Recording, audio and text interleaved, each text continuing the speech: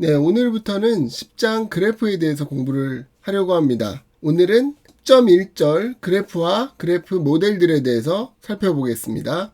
이 절의 구성은 첫 번째로 그래프의 정의와 종류를 알아보고 그리고 그래프의 예들에 대해서 살펴보겠습니다. 먼저 파트 1으로서 그래프의 정의와 종류에 대해서 살펴보겠습니다. 먼저 그래프라는 건요, 보통 G라고 쓰고요. V랑 E라는 두 개의 집합으로 이루어진 어떤 수학적인 대상인데요. 점들, 영어로는 vertices의 집합 V와 모서리들, 영어로는 엣지들의 집합 E로 구성이 됩니다. 쉽게 얘기하면 점과 선으로 이루어진 그런 어떤 수학적 대상을 말하는데요. 예를 들어보자면 지하철 노선도를 생각할 수 있겠죠. 여기서 점들은 지하철역들을 말하고요. 두 점들이 선으로 연결되어 있는 것은 그 안에 철로가 있다라는 것을 의미합니다. 크게 그래프는 방향성 그래프와 비방향성 그래프가 있거든요. 그 중에 먼저 비방향성 그래프에 대해서 살펴보겠습니다. 먼저 단순 그래프라는 건요, 영어로는 simple 그래프라고 하고요. 이렇게 두 점이 연결되어 있거나 연결되어 있지 않은 걸로만 구성이 되어 있는 그래프를 말합니다. 멀티 그래프라는 건요, 여기에 있는 것과 같이 두 점이 연결되고 연결되어 있지 않은 것을 넘어서서 여러 개로 연결되어 있는 것도 허용하는 것을 말합니다. 이 예에서는 도시 사이의 도로망에 대한 정보가 나와 있는데요. 예를 들면 덴버하고 시카고는 3개의 도로망이 있어서 더 촘촘히 연결되어 있는 것을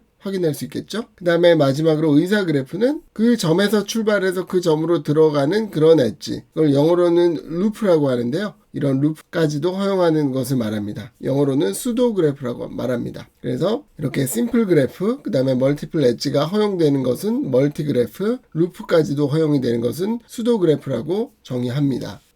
그래프의 가장 쉬운 예를 생각해 본다면은 여러분들의 인간관계 그래프를 생각할 수 있어요. 그래서 한 반이 있을 때 그 반에 있는 사람들의 인간관계를 알고 싶다 그러면 각각의 사람들을 벌텍스로 놓고 점으로 놓고 그 다음에 그 두 사람이 관련이 있으면 연결하고 관련이 없으면 연결 안 하는 거겠죠. 기본적으로는 예를 들어 볼까요? 식사를 같이 한 적이 있으면 연결을 하고요. 식사를 같이 한 적이 없으면 연결을 안 한다고 해볼게요. 그러면은 연결이 된 사람들은 친분관계가 있는 것이고 연결이 되지 않는 사람은 친분관계가 별로 없다라고 생각하는 인간관계 그래프를 만들 수 있겠죠. 그럼 여기에 멀티플 엣지 같은 것을 허용하게 되면 어떻게 돼요? 그러면은 한 번 식사를 같이 한 사람과 여러 번 식사를 같이 한 사람이 구별이 되겠죠. 그래서 친분관계에 대한 가중치를 또 알 수 있게 되고요. 이 루프 같은 거는 아까 예에서는 혼밥을 먹은 경우에는 이렇게 루프를 그려주고 혼밥을 먹지 않은 경우에는 루프를 그려주지 않는다면 그 혼밥에 대한 정보도 우리가 넣을 수 있을 것 같습니다. 이렇게 단순 그래프, 멀티 그래프, 의사 그래프는 여러분이 필요한 정보에 따라서 혹은 필요한 결론에 따라서 여러분들이 적절한 것으로 선택을 하면 됩니다. 그리고 그 다음에 방향성 그래프의 종류는요, 방향성 그래프는 먼저 디렉티드 그래프라고 하고요, 이렇게 엣지가 화살표가 있는 것을 말합니다. 그래서 시작점과 끝점이 구별이 되어 있죠. 이런 방향 있는 엣지는 디렉티드 엣지라고도 하고요, 혹은 더 줄여서 아크라고도 말합니다. 그리고 방향성 그래프에도 멀티 그래프를 생각할 수 있겠죠. 멀티플 엣지를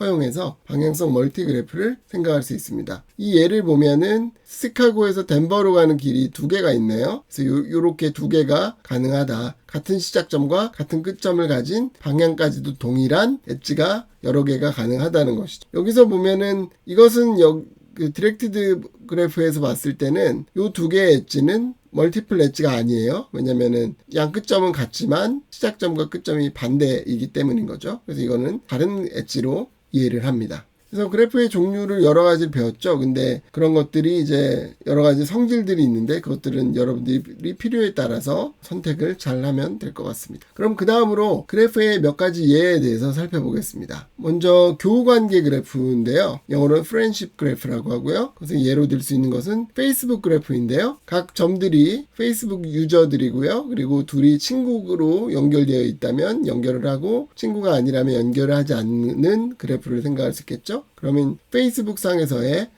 인간관계에 대해서 우리가 이해할 수 있는 그래프를 얻게 됩니다. 그리고 영향력 그래프라는 것도 생각할 수 있는데요. 이건 영어로는 인플루언스 그래프라고 하고요. 예로는 트위터 그래프를 생각할 수 있어요. 그래서 어떤 사람이 어떤 사람한테 영향을 주느냐를 나타낸 것이고, 트위터에서는 페이스북하고 다른 점이 트윗을 보내는 사람이 있고 받는 사람이 있잖아요. 그래서 보내는 사람과 받는 사람이 정해짐에 따라서 엣지의 방향이 정해지게 되고요. 그래서 이런 디렉티드 그래프가 생기게 됩니다. 그리고 많이 등장하는 그래프가 협력 그래프, 영어로는 콜라보레이션 그래프인데요. 헐리우드 그래프라는 것은 뭐냐면 헐리우드에서 두 명의 배우가 같은 작품에 나온 적이 있다면 연결을 하고요. 나온 적이 없다면 연결을 하지 않는 그런 그래프를 말합니다. 그러면 굉장히 큰 그래프가 나오겠죠. 한 번이라도 영화에 나왔던 사람이 다 점들이 되고요. 엄청 많은 점들이 생길 거고 그 점들 사이에 엣지들도 많이 생기겠죠. 이 경우는 굉장히 많은 엣지들이 생길 수밖에 없는 게 한 작품에 20명의 배우들이 나온다 그러면 20명의 배우들은 다 연결이 되는 형태를 띠겠죠.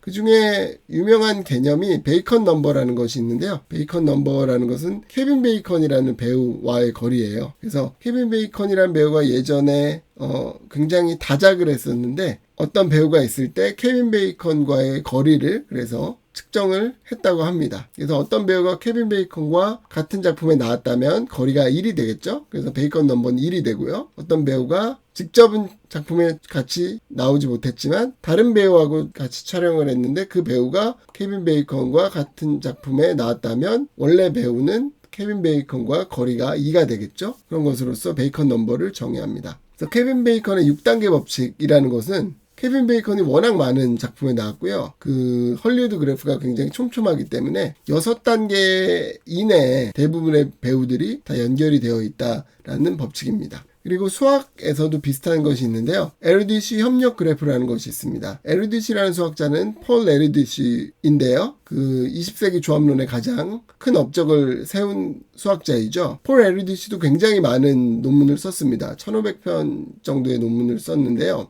그래서 에르디시와 거리가 얼마가 되느냐가 수학자들에게는 한 가지 관심 숫자이고요. 그래서 그 숫자를 에르디시 넘버라고 합니다. 그래서 이거는 아까 헐리우드 그래프랑 비슷하죠. 어떤 두 명의 수학자가 같은 논문을 쓴 적이 있으면 연결하고요. 쓴 적이 없으면 연결이 안 될 때 또 굉장히 큰 수학자 사이에서의 그래프가 생길 텐데 여기서의 에르디시하고의 거리를 에르디시 넘버라고 합니다.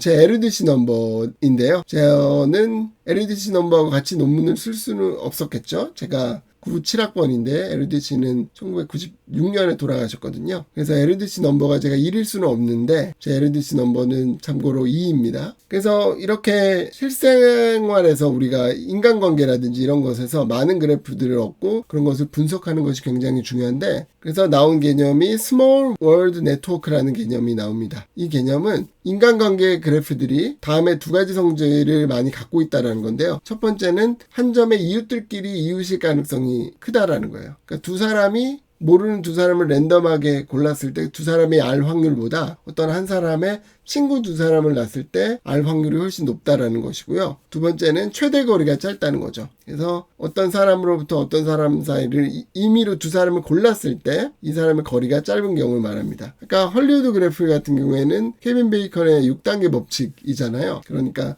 케빈 베이컨으로부터의 거리가 많아봤자 6이니까 굉장히 짧은 것이죠. 그러면은 모르는 두 사람의 거리는 많아봤자 12가 되겠네요. 그 다음에 운동 경기에 사용되는 그래프에 대해서 살펴보겠습니다. 크게는 라운드 로빈 토너먼트와 승자 진출권 이렇게 돼 있는데요. 개념적으로는 우리가 잘 아는 거예요. 첫 번째 라운드 로빈 토너먼트라는 것은 우리가 보통 리그라고 말하죠. 그래서 모든 팀들끼리 경기를 하는 것을 말하고요. 그 다음에 승자 진출권, 영어로는 싱글 엘리미네이션 토너먼트라는 거는 우리가 말하는 토너먼트를 말하는 거죠. 이 리그 같은 것은 우리나라의 프로야구 같은 데서 쓰는 경기 방식이고 이 토너먼트 같은 경우는 월드컵에서 16강에 올랐을 때부터 쓰는 방식이죠. 그래서 이것도 사실은 그래프다. 점들이 각각의 진출 팀들이고 그리고 경기를 갖게 되면 선으로 연결하는 것이기 때문에 이렇게 그래프로 이해할 수 있다는 것입니다. 여기서 질문을 하나 하면 이 리그에서 여러분 화살표를 볼 수 있잖아요. 화살표는 어떤 의미를 가질까요? 여러 가지 의미로 사용할 수 있는데요. 첫 번째로 사용할 수 있는 것은 홈팀이 어디고 어웨이 팀이 어디다라는 것을 표현해 줄 수 있겠죠. 그리고 두 번째로는 경기 결과를 표현할 수도 있습니다. 그래서 예를 들어서 팀 1이